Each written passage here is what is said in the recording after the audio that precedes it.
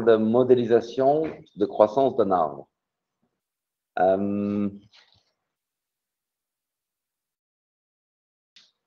Mark, you're now allowed to share your presentation. We had research topic 3.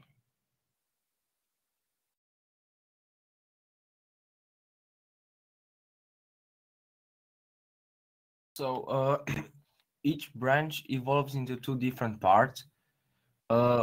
We'll consider the sign plus to indicate a development to the right and minus to the left. For example, B plus means the left part is of type A and the right part is of type B. We consider the vertical section of a tree that we model after 3 types of diameters. A trunk A can evolve into A 45%, B plus 20%, AB minus 20%, B minus 15%. A branch B can evolve into B 45%.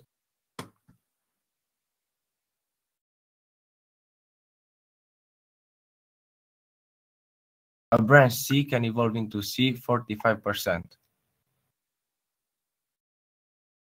It stops 55%. We start from trunk A, simulate and study the evolutions of the tree, give the results above the height of the tree, about the number of branches, and the life of the tree. All right. So firstly, we created a C++ program. I'm going to present it.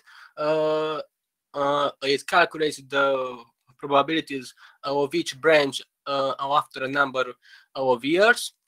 So we have a bidimensional table called DP from dynamic programming, and an integer n, which represents the number of years after which we want to know the probabilities.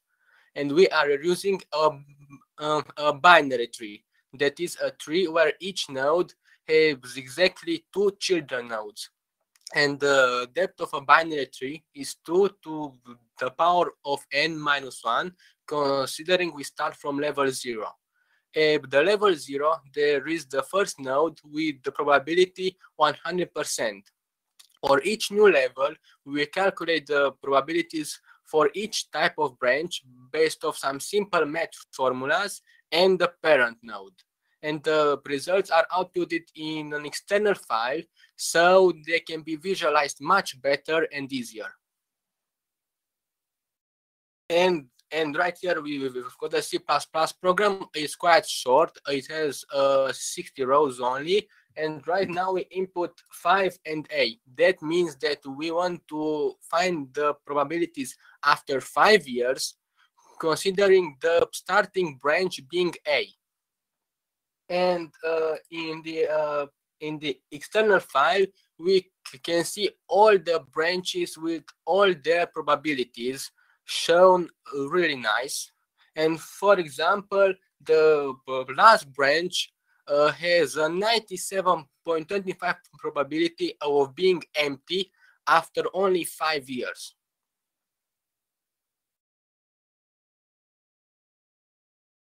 Okay, now my colleague said that there is a binary tree, and now we found a property of binary trees that if you number the nodes from the last level from 0 to the 2 to the power of n minus 1, and we take a random node, let's say 6, and if we transform it in the base 2, we can find the road from the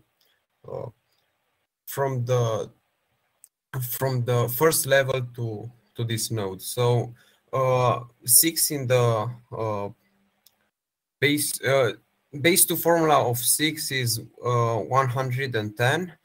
So 1 means that we go to the right, and 0 means that we go to the left. So how can we reach the 6th node? Is taking right, and left. Using this, we found the formula of a node to be A, B, and C.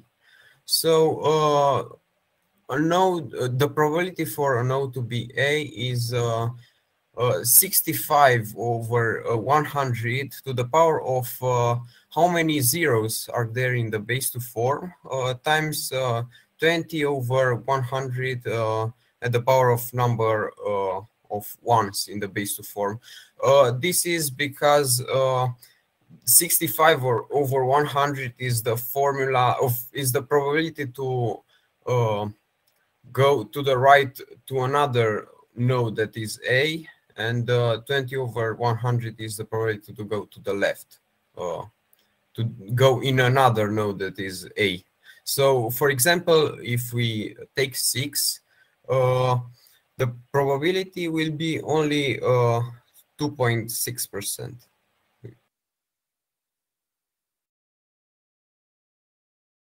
Using these formulas, we found another two for node to be B and for node to be C. So it's the sum of 65 over 100 to the power of number of zeros times 20 over 100 to the power of numbers of 1 divided by when we go from node that is A to the node that is B over times 35 over 100, that is the probability to go from a node A to a node B. And the formula for C is the same, but we go to another change. So we have a change when we go from A to B, and another change when we go from B to C. So we do this 2 times. So we divide to an X, where's the place when we change from A to B, and we divide it another time to Y, where's when we change from B to C. And we multiply it by 35 over 100 squared. That's the probability to change.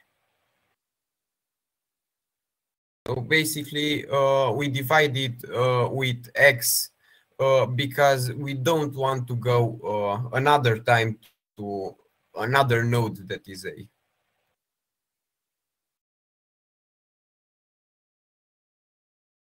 Okay.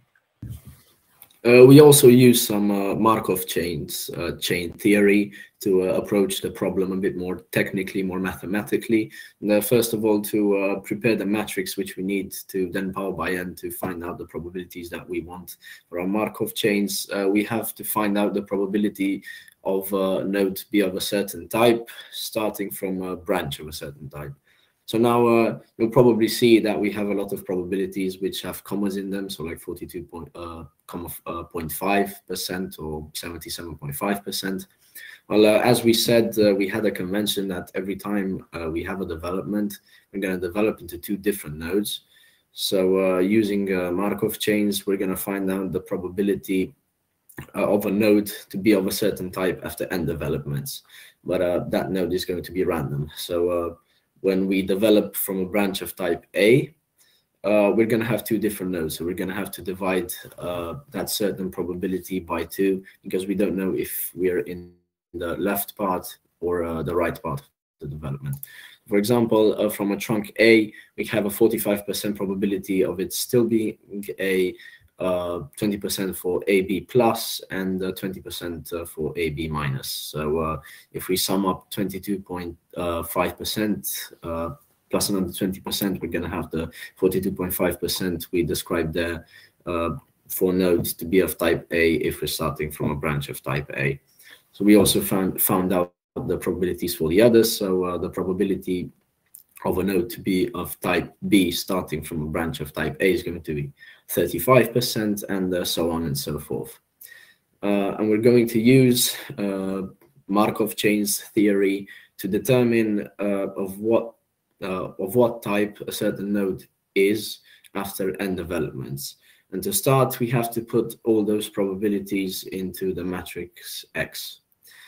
And to find out the probabilities after n developments, we're going to have to calculate X powered by n, which will give us all the information on the first line of this particular matrix. The first element on the first line is going to tell us what the probability is of our branch to be of type A after n developments, the second element to be of type B, then of type C, and the last element on the first line is going to tell us what the probability is of the branch not to exist. So now the mathematical problem here is to calculate X powered by n, and to do this we decided to use the Jordan canonical form. We can write X as P times a matrix A, which is made up of X's eigenvalues on the diagonal and another one on the second line, third column, because the matrix X is not diagonalizable, and times another P powered by a -1, where P is obviously invertible.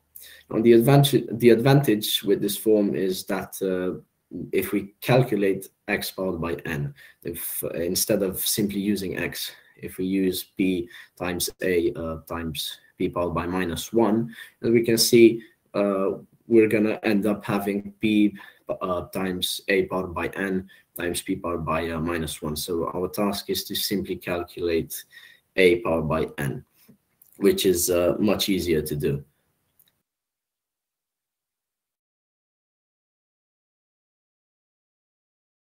So considering it is quite a tedious job to manually calculate such a matrix,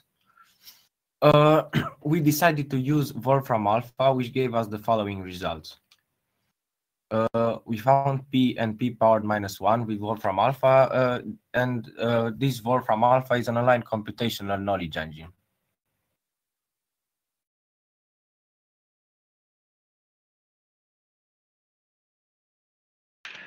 So to determine the maximum lifespan of a tree, I built a simplified Markov chain in order to maximize the length of the growth for the tree. So for an A-type branch, if we go to AB minus or AB plus, for example, for the Markov chain, we consider only the growth of A-type branches, because we are interested only if we reach the finish of growth for every single type of branch. As well, for a B-type branch, we can go to B minus or B plus. But in the Markov chain, we only go to B for the same reasons, and so on. Based on this Markov chain, I determined the following matrix that, after being raised to the nth power with some help from a online calculator, can help me determine the probability for the end of the growth process after n trials, represented by the fourth element from the first row from the matrix M raised to the nth power. And now, with all this information from the matrices, I can pretty much calculate an expected value for the number of trials that run till the end of the growth process. We represent the number of trials with an random value y, that's an integer number, being an integer number greater or equal to 1.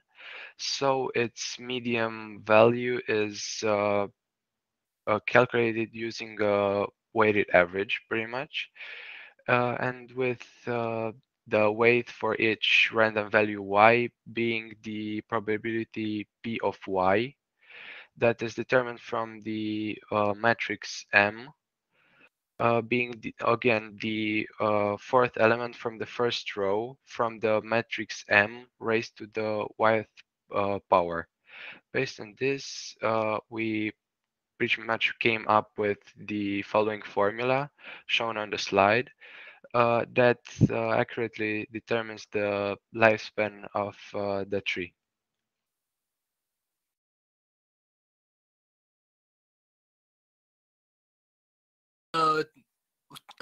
Thank you very much for your attention. Thank you.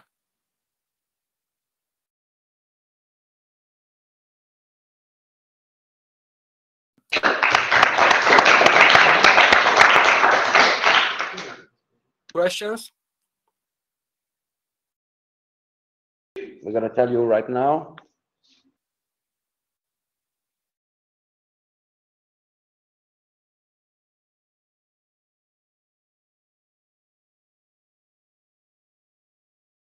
There is no question in the YouTube chat, but there is one here. Can you hear me? Can you hear the questions? Yes. So on last slide there was this word, this eigenvalue. Can you explain a bit what that is? Can you speak a little bit louder, please? Just ask you, what does mean eigenvalue in the, I think was like in the one of the last slides. So eigenvalue, well, every matrix has a characteristic polynomial. That's what we call it. Maybe you heard of the Cayley-Hamilton theorem, which tells us that every matrix, if we put it in that respective polynomial, we're going to obtain a null matrix. And those eigenvalues, we calculate them by calculating determinant of A minus a random lambda times I4. And if you try to calculate this determinant, you're going to end up with a diagonal determinant, and that's how we ended up finding out that they're 22.5, 42.5, twice, and 100. And these eigenvalues give certain information about the nature of the matrix. So, for example, the sum of the eigenvalues is the sum of the elements the matrix has on its diagonal. If you simply multiply the eigenvalues, you're going to end up with the determinant. Thank you. Other questions? I've got one. On the first slide, there is like some really nice draws of trees. Did you generate these images yourself, or is it images that you found out? No, I found those. Okay.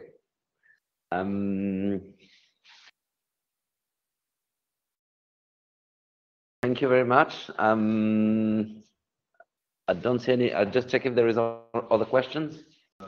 Yeah, I've got another one. Why did you choose to program it in C++? So why this choice of language? You already know C++, or were there other reasons behind it? Did you hear the question? Sorry, can you speak a bit louder? Yeah, I'm sorry. I'll translate. The question was, why did you use C++ language? Is there a technical reason, or is it because you know it, or? Well, C++ is more familiar to us, to Romanians, because we do it in school, and it's a bit faster than Python, and it's more convenient because we can generate a lot more nodes, and you're talking about data. I'm sorry, what?